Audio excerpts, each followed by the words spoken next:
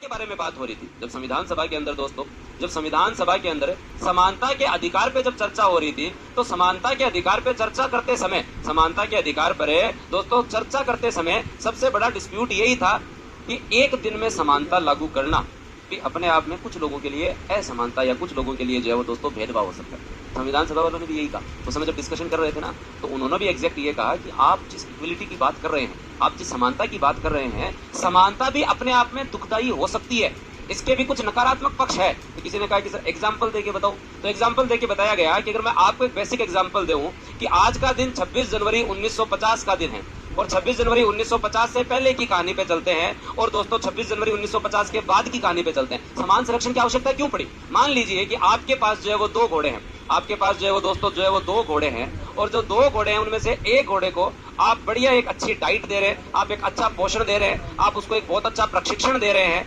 आप उसको समाज में एक बहुत अच्छा स्तर दे रहे हैं, उसके साथ कोई भेदभाव नहीं किया जा रहा। और एक घोड़ा जो है उसे ना सही तरीके से पोषण मिल रहा है, उसके पोषण में कमी है, उसके जो है वो प्रशिक्षण में कमी है, उसके साथ साथ दोस्तों जो है उसके जो है वो स्तर के अंदर कमी नहीं है, लेकिन उसके साथ जो है वो भेदभाव सदियों से हो रहा है, भेदभाव सदियों से हो रहा है। और मैं जो है मैं नहीं, ये संविधान नहीं दोस्तों, ये देश है, ये आजादी के बाद है। आप लोगों के लिए कहते हैं कि घोड़ा नंबर 1 और घोड़ा नंबर 2 आज से समानता के अधिकार के तहत 100 मीटर की रेस में दौड़ेंगे और जो जीतेगा उसे वो मिल जाएगा। तो क्या बताओ ये समानता जायज है? बताओ क्या ये समानता जायज है? क्या ये समानता का अधिकार कहीं आप लोगों के लिए असमानता प्रतीत नहीं कर रहा?